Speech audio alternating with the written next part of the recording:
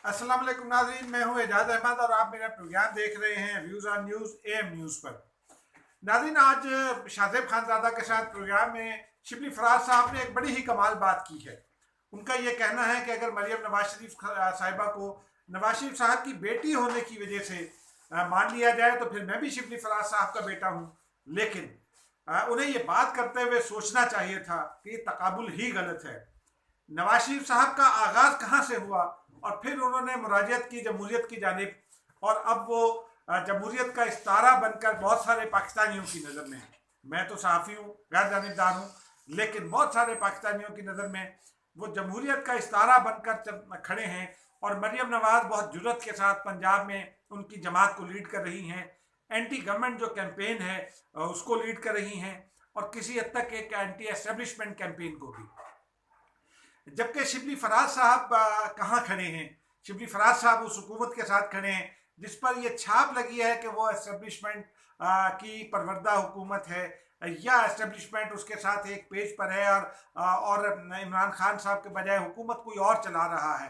तो मेरा ख्याल है कि सियासतदानों को अपनी जुमलेबाजी में ज़रा एहतियात बरतनी चाहिए। सियासतदान चाहे शिबली फराज साहब हों, चाहे बिलावल भुट्टो हों, या मरियम नवाज साहिबा, ये तमाम लोगों पर बात मुंतबिक आती है कि उन्हें एहतियात करनी चाहिए बात करते हुए, और ऐसे जुमले अदा नहीं करने चाहिए जिनकी बुनियाद पर उन्हें खुद निशाना बनना पड़े। नाज़रीन, बात हो रही है पाकिस्तान के सियासी मंजर की। इसमें एक हलचल सी पैदा तो काफ़ी दिनों से है, लेकिन कल क्या होगा पीडीएम के सरबराही इजलास में, ये एक बड़ी हलचल है। तमाम नजरें पीडीएम इजलास पर लगी हैं, क्योंकि मरियम नवाज साहिबा ने 2 दिन पहले बहुत बड़ा दावा कर दिया कि मामला जीत तो हो चुकी, और 8 तारीख को उस पर बात की जाएगी, और फिर 13 तारीख को हम यहाँ लाहौर में जलसे के दौरान खुशियां मनाएंगे। अब ये, और फिर उन्होंने आर या पार का लफ्ज इस्तेमाल किया। कल सुबह इस्लामाबाद में क्या होगा, ये एक अहम सवाल है। अब मेरी इतला इस हवाले से है, और मैंने काफ़ी लोगों से बात की, पाकिस्तान पीपल्स पार्टी के बहुत सारे लोगों से बात की जो बिलावल भुट्टो साहब के करीब हैं, उनसे भी बात की, और बहुत सारे लोगों से बात की। एक तो पाकिस्तान पीपल्स पार्टी मुस्लिम लीग नून के बाद कायदीन के रवैये से थोड़ी सी नाला है, क्योंकि जो कुछ पिछले दिनों खबरें आई मार्केट में कि पीपल्स पार्टी इस्तीफे नहीं देना चाहती। पाकिस्तान पीपल्स पार्टी के कायदीन ये समझते हैं कि ये मुस्लिम लीग नून के लोगों की फीडेड स्टोरी थी, जो पाकिस्तान पीपल्स पार्टी के खिलाफ मीडिया पर छाई रही और आज भी छाई हुई है। रोज़ाना इसके ऊपर बहस होती है। मेरी इतला ये है कि पाकिस्तान पीपल्स पार्टी के कायद जो हैं, चेयरमैन जो हैं बिलावल भुट्टो जरदारी साहब, वो कल पीडीएम के सरबराही इजलास में ये मामला रखेंगे कि जो जमातें हैं उनके कायदीन, और चाहे वो फर्स्ट टीयर के हों, क़यादत के हों, सेकंड टीयर के हों, थर्ड टीयर के हों, या किसी भी टीयर के, उन्हें जब तक वो इत्तेहाद में शामिल हैं उन्हें एक दूसरे के साथ उस इत्तेहाद में एतमाद के साथ रहना होगा, और एक दूसरे के बारे में खबरें फैलाने से गुरेज करना होगा। उनका पीपल्स पार्टी का ये समझना है कि पीपल्स पार्टी ऐसा नहीं करती, और हकीकतन भी अगर देखा जाए तो पीपल्स पार्टी के बहुत सारे लीडरों के साथ जिनके साथ हमारे ताल्लुकात अब 3 दहाइयों पर मुहित हैं, और उनके साथ जो सहाफ़ी और सियासतदान का ताल्लुक होता है वो किसी हद तक दोस्ती में भी तब्दील हो चुका है, और खुलकर वो हमसे बातें कर लेते हैं। लेकिन पाकिस्तान पीपल्स पार्टी के लोग ज़रा इस बात से गुरेज करते हैं, अक्सरियत उनकी गुरेज करती है, चंद एक शायद वहाँ भी हों, लेकिन ये मामला आएगा। फिर पीडीएम के सरबराही इजलास में 2-3 चीज़ों पर बात होगी। एक तो मेरी इतला यही है कि दरपर्दा कुछ राब्ते आसिफ अली जरदारी साहब के साथ भी हुए, हो सकता है बिलावल भुट्टो से भी राब्ते हुए हों इन दिनों में जब वो आइसोलेशन में थे। फिर नवाज शरीफ साहब के साथ भी यही इतलात है कि कुछ शख्सियात रब्ता करती हैं, कुछ गैर मुल्की शख्सियात मिलती भी हैं। तो उस हवाले से कि इस्टेब्लिशमेंट के हवाले से क्या रिपोर्ट है, वो मेरी इतला के मुताबिक उस पर बात भी होगी, और फिर ये फैसला किया जाएगा कि लॉन्ग मार्च कब होना है। जो बुनियादी नुक्ता है वो लॉन्ग मार्च का है, और फिर उसके साथ लॉन्ग मार्च के साथ स्ट्रेटजाइज किया जाएगा इस्तीफों को। मेरी इतला ये है कि पीपल्स पार्टी और नून लीग भी यही चाहती हैं कि पहले मरहले में कौमी असम्बली से इस्तीफ़ा देकर और फिर उनका ऐलान किया जाए, और कौमी असम्बली में इस्तीफ़ा जमा कराने से पहले इंतज़ार किया जाए के लॉन्ग मार्च के ऐलान के बाद क्या सूरत हाल पैदा होती है, और फिर अगर ज़रूरत पड़ती है तो इस्तीफे जमा कराए जाएँ, और फिर साथ साथ दबाव बढ़ाया जाए ताकि जब लॉन्ग मार्च का आगाज़ हो तो वो नतायज, मतलूबा नतायज अपोजिशन हासिल कर सके। एक इतना तो ये है।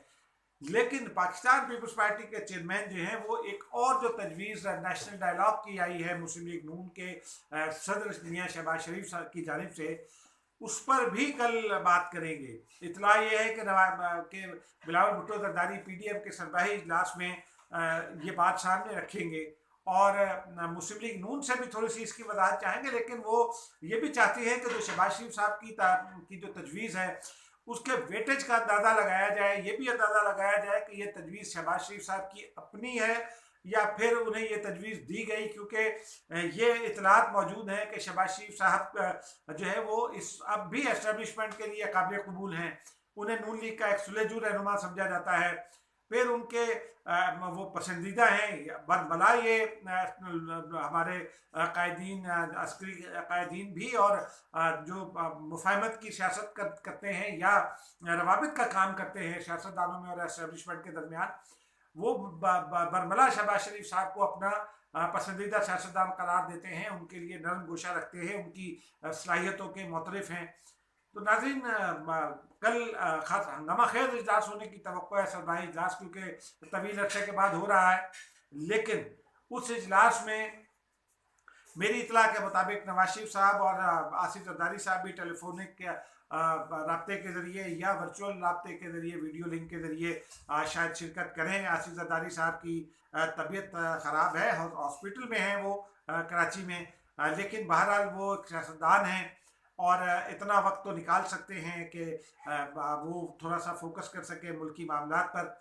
और जो गुज़िश्ता दिनों नवाज शरीफ साहब के और उनके दरमियान 4 राब्ते हुए हैं, उसमें तफसीली गुफ्तगू हुई है। उन दोनों ने जो स्ट्रेटजी जोड़ी है, हिकमत अमली जोड़ी है, उस पर भी वो पीडीएम की क़यादत से बात करें और फिर कोई एक मुत्तफ़िका लाया अमल तय करने की कोशिश की जाए। लेकिन जो बुनियादी बात है वो कल के इजलास में ये तय पाना है कि लाहौर जलसे के बाद क्या होना है। 27 दिसंबर है, ये दिसंबर का महीना है, पाकिस्तान पीपल्स पार्टी को मोहतरमा बेनज़ीर भुट्टो की बरसी की तकरीब भी करनी है।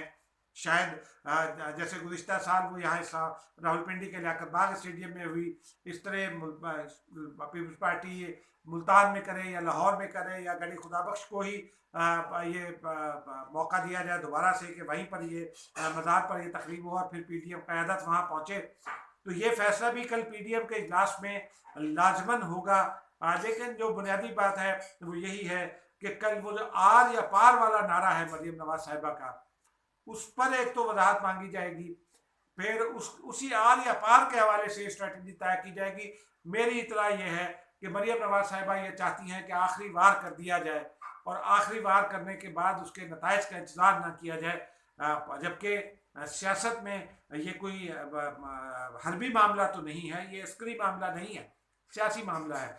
इसमें आपने अगर हतमी वार करना है तो पहले उसके लिए तैयारी पकड़ना होती है, उसके लिए ग्राउंड हमवार करना पड़ता है, ज़मीन हमवार करना होती है, रास्ते बनाने होते हैं, राब्ते बनाने होते हैं, बोरों को अपनी जगह सेट करना होता है। ये सब करने के बाद आखिरी वार किया जाएगा। अगर मुस्लिम लीग नून मुसिर रही कि आखिरी वार किया जाए तो फिर उसकी हिकमत अमली भी कल ही के इजलास में तैयार की जाएगी। अब देखना ये है कि इजलास से क्या ज़हूर में आता है, ये तो कल शाम ही को पता चलेगा जब ये इजलास ख़त्म होगा। लेकिन कल का इजलास बहुत अहम है और उसके बाद ही मुल्क की सियासत का मुस्तकबिल और उसका रुख मुतय्यन होगा। उसी में ये तय पाएगा कि और उसी से अंदाज़ा भी होगा जो सियासी हरकियात पर नज़र रखते हैं उन्हें कि इमरान खान साहब उस हमले को सर्वाइव कर जाएंगे या नहीं। नाज़रीन, अब तक के लिए इतना ही। आपसे यही दरख्वास्त, हमारे दोस्त हैं तारिक मलिक साहब, बहुत सीनियर सहाफ़ी हैं, हम न्यूज़ में होते हैं, उनको आज फिर वेंटिलेटर पर मुंतकिल करना पड़ा है। वो कोरोना का शिकार हैं और पिछले कई रोज़ से वो होली फैमिली हॉस्पिटल में दाखिल हैं। उनके लिए भी दुआ कीजिए नाज़रीन, लेकिन अपनी भी एहतियात कीजिए। हम ये मिसालें आपको इसलिए दे रहे हैं कि ताकि हम आपको ये भी बावर करा सके कि ये कितना ख़तरनाक और कितना संजीदा मामला है। नाज़रीन, हो सके तो मेरे चैनल को सब्सक्राइब कीजिए, शेयर कीजिए दोस्तों के साथ और कमेंट और लाइक कीजिए। कोई सवाल है तो वह हम आपको, अगर इनबॉक्स में सवाल आएगा तो इनबॉक्स में भी जवाब दिया जा सकता है, लेकिन वीडियो की सूरत में भी जवाब दिया जा सकता है। नाज़रीन, अब तक के लिए इतना ही। मिलते हैं कल एक और वीडियो में। खुदा हाफिज़।